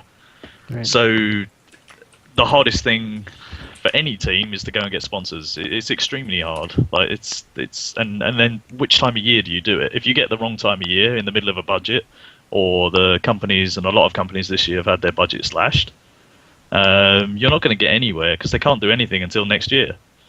So this year, people have just got to be really quite sensible, I think. Like we've gone into Q4 now, and they're coming up for their Christmas budgets. So Christmas budgets, that's all going in media ad buying. So run some online tournaments. Just use Twitch and Owned and get the ad money in, because that's where it's all going to go at the moment. Looking good, Paul. I was just going to tell you to do that. Just press on the weird webcam software. I'm just thinking that esports needs more aliens, is what the bottom line is. We need more Martians involved in esports. But you read my mind, Paul. Sorry, just idea. Like I've been into car companies, and a big thing of trying to even get to that point is to find out who their marketing company is. So there you go. There's a free tip for the whole world of esports, like the marketing company. Who does the marketing for these big companies? That's where you have to start. So everybody go and do that now. Yeah, exactly. All right, guys. Why don't we wrap it up, and we'll wrap this portion of the show up, and let's do some Q&A with the viewers. So, guys, if you're watching the show, if you're watching the entire show, big thanks for watching it. You can call in your questions, and the way you call in the questions on the show is you add me on Skype. My Skype ID is ChanmanV, and I will pull you on the call, and I'll have to fix all these screen regions once you do, but I will do that. So add me on Skype if you have Skype. If not, just start asking some questions in the stream chat, and we're all kind of looking at stream chat right now, so we'll pull some of the good ones. I do have a James Pollock that wants to call in right now, so let me pull him on. James has got a question regarding, I guess, the whole TV discussion that we had. James, what's up? Hello, James, you there? Yeah, I'm just muting the stream so it doesn't kill everyone. Yeah, no problem. Yeah, hi guys. Thanks very much for having me on, Chanman. The first thing I wanted to say is a big thank you to Chanman for having this show at a time when EU guys can actually watch it. It's one of the few sports shots I can actually watch live, which is pretty cool. Yep, love my EU fan, or love the EU fans out there. My question was kind of coming to the discussion that was had about sort of television and whether or not esports needs television. Something that happened on the panel, the esports and media panel, was, I think it was Kalaris that asked, what skills are relevant from, real sports broadcasting that perhaps an esports broadcaster might be able to take over to real broadcasting and vice versa. And I guess I've got the same kind of question, but spun a little bit differently. And if esports doesn't really need TV, surely there's a bunch of stuff that we can learn from the way that TV does real sports, particularly from a production standpoint. So yeah, I'd just like to get the panel's opinion on what can esports learn from TV production of real sports. Do you know what? Talking to the right guy. Yeah, Jesus Christ. There's one. Well, actually, there's probably two guys I learned most of the stuff I do on TV and on streams from. One of them was DJ Wheat, which I think everyone's bored to death of me saying now, but I'll keep saying it. And the other guy was Mike Burks. And Mike Burks was an 11, 12, 13-time Emmy Award-winning sports producer. That guy, he did the Super Bowl, he did Olympics, he did tennis, he did football, he did the World Cup, he did everything on TV for sports. And he produced the CGS shows. And you can say what you want about the CGS, and you can mock the league, and you can say they wasted money, and you can say the games were shit, but what you can't do is knock the production. And you go back and you look at those shows from 2007 and 2008, and you'll be blown away still today. He gave us sports-style kind of TV production, and we're seeing it now at big events. I mean, the WCS, the Dreamhack guys, blew me away with what they achieved last weekend. They really did, and I was honestly, seriously impressed with what they do. Some of the MLGs in the last year have been absolutely amazing. Some of the stuff ESL have done for IEM World Masters have been absolutely phenomenal. So I think we can learn an awful lot from TV, and we already are learning an awful lot. And some of the things that CGS did 5-6 years ago, we're just starting to see it now, and that's only a good thing. So yeah, I agree with you. I think we can learn a lot from TV. What sports do you reckon, real life sports, what's the most similar or the most synergetic with what esports is at the moment in real sports? Scrabble. Yeah, there isn't one. I mean, come on, there isn't one. There isn't a single sport out there that we can compare to. But what I'm saying is the little things like replays. We don't do enough replays yet. Yes. Things like analysis. So, breaking down a football match at half-time, or breaking down at a quarter what happened in that first quarter, and really understanding the plays and getting professionals to come in and do that. Ex-players, for example. We're just not old enough. Esports has been around, well, all right, if you take my keynote, it's been around since 1980, but seriously, it's been around for about 7 or 8 years. So to do that stuff, yeah, that's the next level. But that's what we want. MLG's been doing a little bit of that with their kind of replay panel and the touchscreen thing they've had going on. Yep. Yeah, and the touchscreen stuff I love. I actually had at CGS, and we never managed to get it work. And Michael will tell you this. Up in the top galley with me and Fatality, we actually had a pen system where you could actually pause the stuff and then circle stuff and put lines all over it, and it never got used. It was a real tragedy. I want to just highlight here real quick, too. I mean, the International was like jaw-dropping. Oh my God, it was amazing. Yeah, I mean, jaw-dropping. Did you see that highlight reel they did at the end? Like when they were kind of just wrapping up, and it was like the last content they showed. Whoever made that highlight reel, oh my God, that was I don't understand amazing. How Dreamhack and some of these events they make even Home Story Cup this last time. I mean, they're doing shoot to post. Yeah. I mean, the last event, we did shoot to post in 6 hours. They're doing shoot to post in an hour. Well, Dreamhack, this is absolutely God's honest truth. They had the bones of the final. I don't know whether you saw it. Just before the grand final, I was on stage and I said something like, "There's something special for you, and if it doesn't make your hairs stand up on your arms, then nothing will." And they played this video, and it really did. I mean, nerd chills doesn't even come close. It was like an explosion of nerd chills everywhere, and it was so powerful. It had the right music. It was well lit. It was brilliantly produced, and they did that 10 minutes before the final with the 2 players that were left in the final. 10 minutes before going live. That's amazing. Right. Man. Holy it's shit! Just crazy. Yeah, Yep. that's I mean, almost as good as any like, TV company out there. Maybe the sponsors we need to be looking for are those in media and marketing. Like that's Those that actually create stuff like this. That's the kind of stuff that like that real-time rendering like that. I mean, that's done on like absolutely beastly, Jeez. Macintoshes and stuff like that, right? Yeah, it's like that is real live production quality television type stuff because Yes, it, like us esports, like video producers, media producers, that stuff takes like hours to render, for example. Yeah. I mean, you can't do that in 10 minutes. You just can't. Yeah. Not just that. I mean, they're just That's pushing it. hardware. I'm saying that's hardware.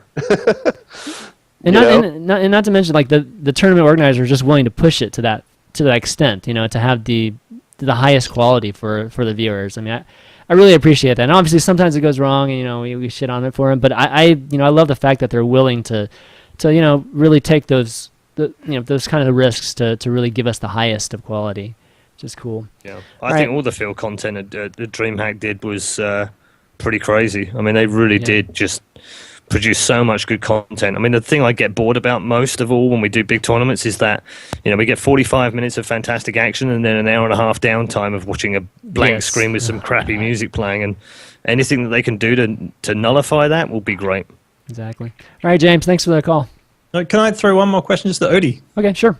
So, Odie, one of the things that was talked about a lot before the Congress happened was that, yeah, sure, there's going to be these panels and there's going to be a lot of kind of public talking. And what was really interesting is perhaps what was going to happen behind closed doors and whether there's going to be a lot of conversation happening there. And I just wondered, did that happen? Was there a lot of conversation behind closed doors and maybe some things in the background actually get done?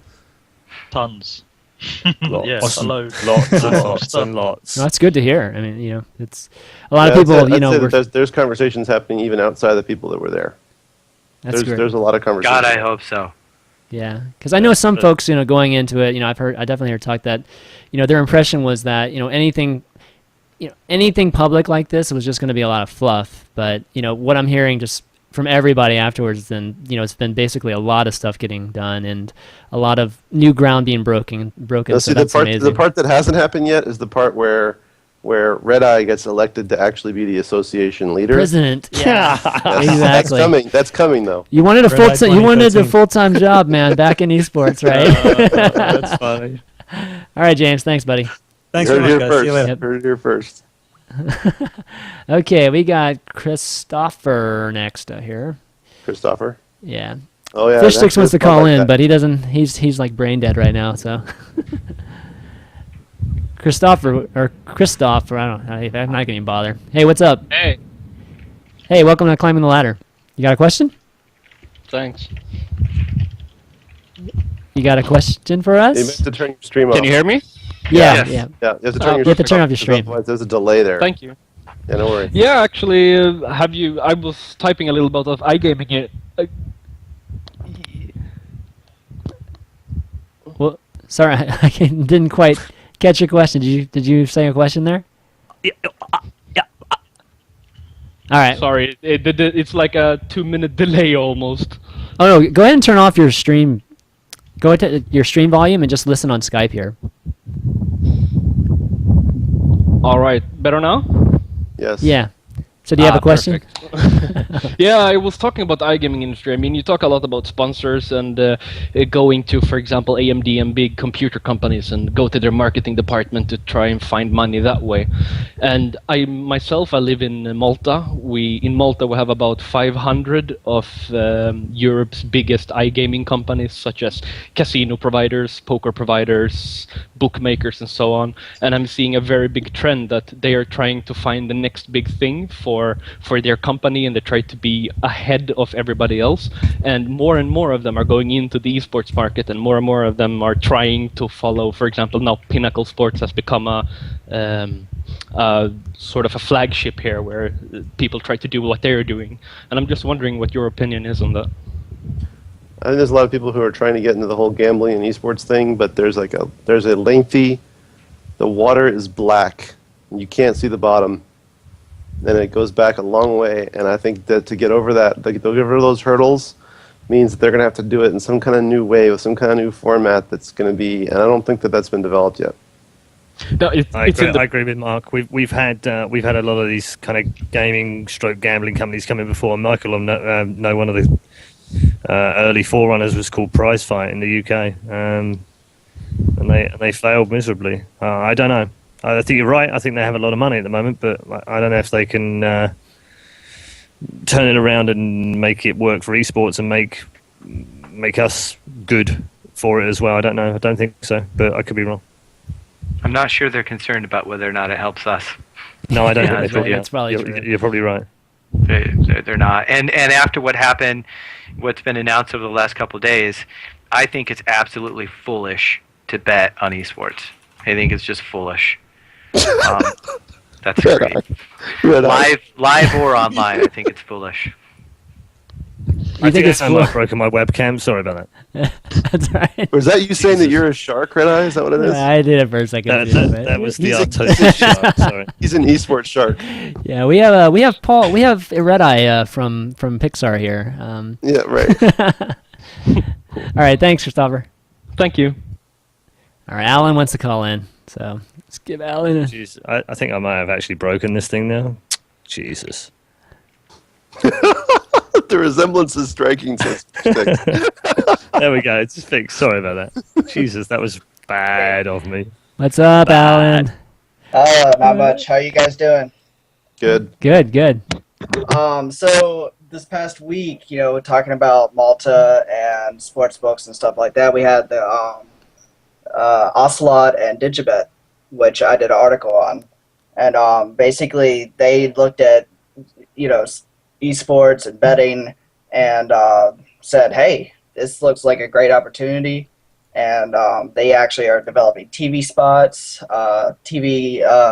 In Germany, TV stations are calling in and saying, what the hell is this? So it's actually doing a lot to promote the scene in especially Germany and a lot of Europe. So I don't know. I think we should talk a little bit about that. Alan, you don't think it could promote it in the wrong way? No. Well, I probably have a slanted view towards betting. But, yes, I know you do. But, I mean, it's going to happen eventually, and you shouldn't run away from it. You should find a way to control it or, regulate it in some way. Right. Because it's going to happen. Well, even if we regulated the betting, until we can get the organizations to work together, we can set standards and have a structure in place that's sustainable. Regulating the betting is not going to do anything to the fact that it's just foolish. I think because there's too many variables, too many things that could go wrong on the other end of things. You look at the situation where we have an industry here that's starving, and you're going to bring something like gambling into it. Like, people are going to do anything for money right now. Well, let me ask you something, Mark. Yeah, but so would you rather it be not, put down in books and not put down, this is exactly the money that went in here, this is who bet on it, instead of, right now it could be just back alley bets? I mean, gambling's going to happen. You might as well have it in a back alley situation. There's a bunch of people gambling right now with private equity. But I mean, they gambled. Yeah, but there was people gambling on whether or not we'd start this show on time, and then and I had money on that we wouldn't, so we held off and we started late. Yeah, John took my money. Yeah, No, I think that's one of the problems in gambling and esports. There's just too many variables for things to go wrong. It would put a black eye on an industry that can't afford a black eye right now. Well, look what happened with Brood War in South Korea, with the match fixing. That was a tragedy. That was one incident, and they blacklisted the players. I mean, so that's what you do. If it happens, you blacklist. It's what every sport has ever done. But that's what John's saying, though, is that we don't have a structure in place to effectively do that, even. Right. So I'm not. I have nothing against actually. I have nothing against, I don't have a moral or ethical thing against gambling at all. Not at all. I think we're ready for there to be an influx. I mean, imagine there being 4 organizations running events, and there's 15 betting organizations. Okay, it outnumbers any sort of structure that we might have. And let's imagine we don't have a structure, which we don't. I just think that until we have something in place, some sort of structure in place, that the betting part of it is just I don't think it's a good idea. But I love gambling. I think it's great. In a lot of guys ways. know that we've had esports gambling in the UK and Europe for a little while, right? Right. Yeah. So I mean, it's here, and it's not going anywhere. Yeah, I mean, legitimate gambling.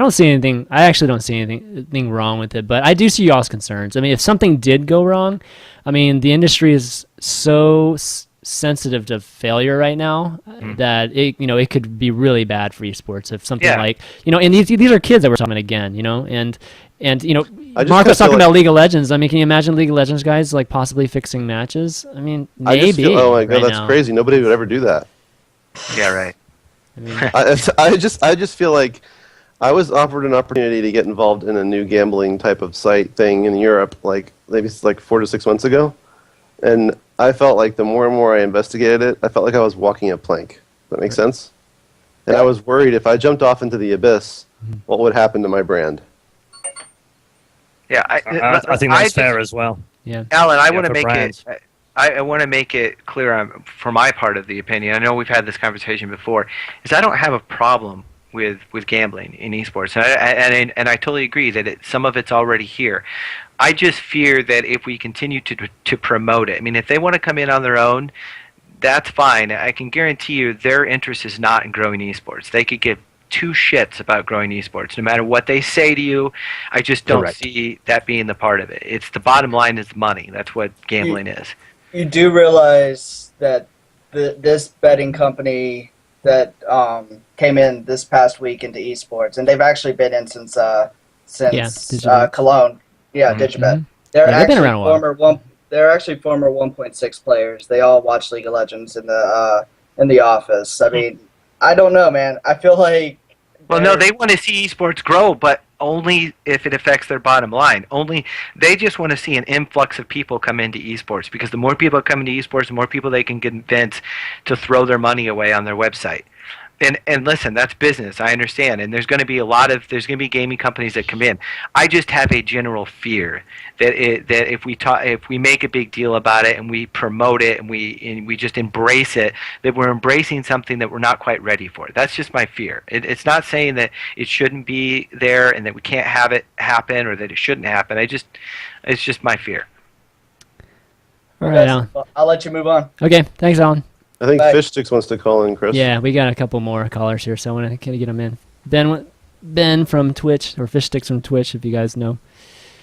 And then we'll have one call. Hopefully we'll have time for one more caller, and then we'll call it a day. What about Kurt, man? Kurt's not around today. Oh, jeez. Yeah. Hello. Ben, what's up? Hey guys, what's going on? Oh, you might not do in video. Oh, yeah. Kind of messed up the screen region, so I'd appreciate it. Thanks, Ben. All right. We're good. So, yeah, a lot of interesting things happened this weekend. A lot of interesting discussions started. But it occurs to me that, a lot of the things that could happen in the back room and did happen in the back rooms at Valencia are sort of between the teams, between the leagues, between, different parties in esports. But thinking about what can come from something like esports congress in Valencia that can help the entire industry and not just specific parties. The thing that really was most interesting to me from the course of the weekend was just continuing to think about the discussion of an international governing body, and obviously IESF was there. That is what they're attempting to do right now. Based in Korea, they have affiliations in 30 plus countries, But obviously, in the discussion about this, in the panel about this, there was a lot of valid points that this could stifle creativity, could stifle innovation. Right now, the free market is somewhat beneficial to esports, but nonetheless, I still personally feel that there's a lot of stuff that needs We to just be can't done do independently. Yeah. for long-term sustainability and I mean even I'm not saying like we need to like start making this stuff happen soon, otherwise we're screwed. I don't think that's the case at all. But there's stuff We like can't wait 10 years though. That's the thing. yeah, Yep. like creating a uniform a way to train officials to officiate tournaments. I'm not saying every event should have the same double elimination bracket, but just like little things like that, I see as like extremely, extremely important building blocks. I guess to throw to the panel, I have some of my own ideas, but if you guys could maybe chime in on what you think is the most important thing that could come from an international governing body, or what we need the most from an international governing body, kind of putting aside what what David Ting was saying about stifling the free market. What do you think needs to happen, or what should happen from an international body? Triple extended overtime. Triple elimination. Exactly. Triple extended. Exactly. Extended series of extended series. That's what they were. Oh, I think each tournament can have its own damn rules. If MLG wants to run extended series and piss everyone off, then they can do it. My thing. Sundance already admitted it was wrong, but he's not going to change something mid-season. No, he's not. So, why would they? So I think each organization. That's speaking from the guy whose player lost last time. I just want to see. The organizations working together. Like we were talking about earlier. I think that the best thing that can happen from this is the organizations getting together and saying, "Okay, guys, let's do this. Let's work together so that we can help the team, so that we can help the players, so that we can help everyone in esports, and we can make it grow." And I think by just them getting together and saying, "Hey, you know what? We're going to schedule an event on this weekend. How about you not schedule yours on this weekend?" That would be like the first thing. And just working together in very simple ways to just get it to that next level. I mean, it's not going to happen overnight, but I think that would be, in my opinion, that would be one of the first things. Yeah. I mean, even getting together and talking about schedule, there's still going to be some conflicts because these, a lot of these venues and dates and stuff aren't finalized until certain times. But yeah, I mean, that's I think that's the biggest thing right now. It's just having tournaments not overlap. Well, I'd like to see if we were to have an international governing body, I would like it to fulfill its charter, whatever the hell that's going to be, and make esports grow.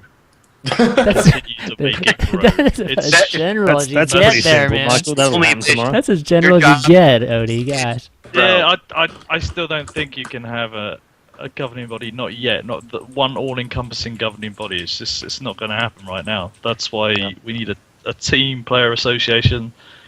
I hope the leagues are big enough to have an association where they talk to each other regularly. And then, like I said on the panel, I think the developers should be the governing bodies for their own games. Yeah, Okay. I also want an international association or federation that doesn't run its own tournaments. Yes, that's really important to have a separate entity. That part. Very, very important. That's like the reason that most of these attempts at international bodies have failed, because they're basically a tournament who have gone to the government to get recognition and then run their own tournaments. Right. They're not a governing body. They're self-interest groups, the same as every other tournament is right now. Yeah. And don't get me wrong, there's no harm in making money in esports, and I hate the fact that most esports fans think that making money is somehow voodoo or bad or evil or something. It's not. It's just that's the way of the world. That's the corporate world we live in. Can I second Paul, that? why don't you and I get together, Paul, and we'll start this thing up. All right, Mark, you have something to say? No, I was just going to say that I think that we ask people for time and money, right? Those are the two things we ask for them, and I think that right now we're busy asking fans just for time. Yeah. I think we need more money from fans. I think that for this whole thing to be powered the way that it's running right now, I think that we need direct fan revenue in the worst way. Yeah, I don't know what that looks like. I don't know what we can give them in return of value, but I know we can. I know we can do this. Nobody's figured it out yet. Yeah, I've had a question. Why the hell, and I brought this up before, and this is something that we're exploring in some of the live events that CSN is involved in, and I've been saying this for a long time. Why the hell wouldn't MLG offer teams booth space? Wouldn't it be freaking awesome to show up in an event and you have a whole row of different teams that get to promote their product? Absolutely. Players. You're basically talking about pit lane in NASCAR. Yeah. I'd like to stick That's amazing. I mean, I'd imagine like to stick my pile of hoodies in the MLG Yeah, store at an event. absolutely. Why not? But like, Yeah. That is real revenue. That's seriously sad. Come Yeah. to Have to do and that. spend money on Dignitas product, on EG product, on Quantic But product. they don't want to do that. Revenue. They don't want to do that. I've asked them about that. They're like, well, we're interested in looking at media opportunities right now, but we're not interested in doing anything merchandising. But they have so much space there in the back that they're doing nothing with. Like, Dollars VC, I can guarantee you that I do that. So you guys figure out a way to get me 50 million in VC. I'll run a big WWE style event, and we'll put teams up in booths. oh God. Sorry, I ranted there for a minute. All right. Well, thanks, Ben, for calling in. Did Redeye have a point about the fan direct revenue thing? No, just that there've been a couple of attempts to do crowdsourced funding. I'm not talking about Kickstarter crowdsourced projects, funding. and they just haven't worked. And I'm not talking about crowdsourced funding. I'm talking about. I know you're not, but it's similar, and it's a psyche. It's I don't know if the fans are ready yet. I don't know. I hope they are, but I don't know if they are. I think they're already doing it. Many fans are already obviously buying merchandise, going to events, putting their money into absolutely. events when they're there. They're doing that, yeah. But yeah, we'll see. It has to develop. It has to once it grows, it's going to develop naturally, and that kind of business model of taking money from the fans, good example. The question I have fans. for you, Michael, and Mark, in that case as well, as team owners, is this: if you had the chance to pull in a player that was going to cost you a lot of money, but you knew you could make money back from the shirt sales, you'd do it. Done it. Right. So it is there to a degree.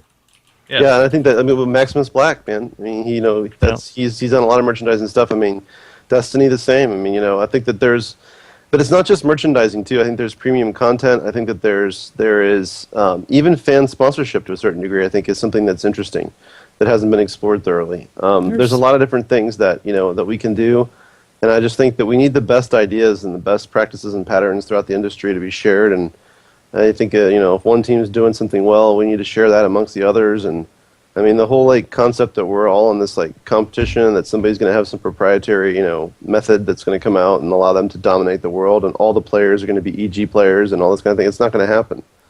No matter how, and to try to make it happen, the more money and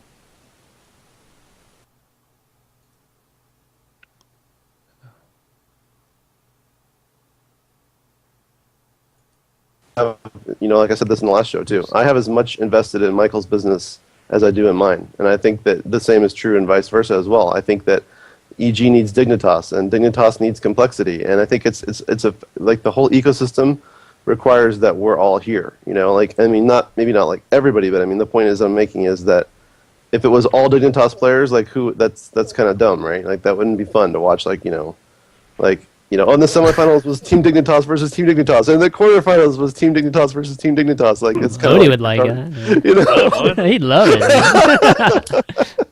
Yeah, I think show him those shoes, man. We gotta see those shoes. We gotta see those shoes on air again. No, you didn't see anything. They will have their airing in public. Oh yeah, never mind. I didn't say anything. But all right, guys, we're gonna wrap this up. I mean, it's been a phenomenal show, but we're running out of time. So sorry, viewers that are trying to call in, but unfortunately, kind of have to have a pretty strict time or ending time on this. But next next show for sure. I'll take y'all's calls. All right, why don't we go into shout-outs? You guys have any shout-outs? We'll start with you, Paul. Just, thanks for tuning in. Thanks for supporting the Congress. Thanks for not being too negative about it. To everyone that, was skeptical about it to start with, I think it achieved far more than I even believed it could achieve. So that's down to the people that have written blogs about it, talked about it, debated about it. So yeah, keep doing that and keep talking about that stuff because it's important. Odie, any shout-outs? Yeah, no, thanks for inviting me on. Of course. Glad you got to me before somebody else. So no, but shout outs here. Obviously, thanks to all of our fans. Thanks to my team, my players, Intel, Alienware, and Tech, Creative, Scan, Cube. His 63 players. Twitch, Iyama, and Killer. 64 now. 64 players. I don't know how you do it, man. Crazy. Love gaming. That's why we do it. Yeah. Why we do it? We want to see our guys win. That's it. That's why we do it. Yep. John? Ben, before you rudely hung up on him, wanted me to I know, to do a shout out for all the old school fingertips. FPS players out there, which is a lot of us in this panel. Is he still actually, going on about fucking tribes? Yeah, of course he is. But he just says to give a shout out to all. It'd be nice. He could shut our show down instantly. I know. He could be like, It pull was the plug a on the wall. finger- It'd be at dude. poof, we're done. I was like, I had the mouse go over, like, removing it from contact, and I actually accidentally twitched and clicked on it. Hey, before if I still get more shout outs here, let me just say go for that it. since there are some old school FPS players out there, there are two FPS games that people should be looking for, and that's Recoil and then a game called Offensive Combat. And you can check out Offensive Combat Offensive Combat's heard a lot about. open beta. It is absolutely hilarious. I mean, anytime you can do a teabag on somebody's head after you drag them, or you can do Gangnam Style, the dance on them. I mean, that's awesome. But it's offensivecombat.com. It's funny as shit. It's actually a really good game. Let's see. Shout out to especially to all the viewers, because there may have only been, let's say 500 people that are watching, but I hope that, even if it's 20 people that decided that after listening to this group of people talk and debate and have an open discussion about the sort of things that are shaping esports, that the 20 people will say, I'm going to try to make a difference. So I'm going to offer a solution, because there's somebody listening right now that's got an excellent solution, and it may not get heard because there are some people that aren't listening. But the good thing about the Congress was that it appears that the people that we thought maybe weren't listening, maybe they are listening, and they're working, and they're going to find ways to work together, and I think that's great. So shout out to you, Paul, for being a part of that, and everyone that was a part of it, and a shout out to all the viewers, and then of course a shout out to everyone that was on the show today. All right, Mark, you're up.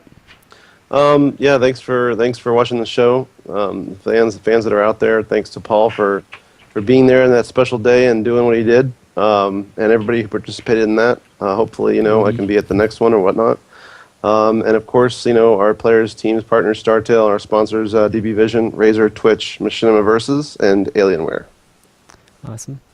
And for me, I just round out the shout-outs with just really obviously thanking Michael and Paul for coming on today and being amazing guests, but really thanking all you guys, particularly you four guys, for just working so hard in esports and trying to make it. Obviously Paul and Michael for being, Paul being a huge part of the Congress, and Michael being a guest on, or a guest panelist.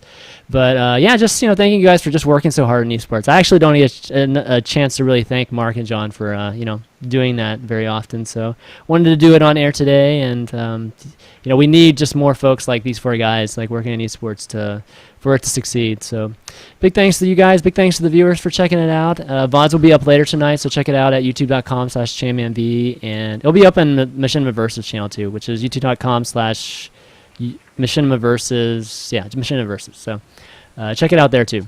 But that's going to be it for Climbing the Ladder this week. We'll see you next time. Peace. Peace. Peace.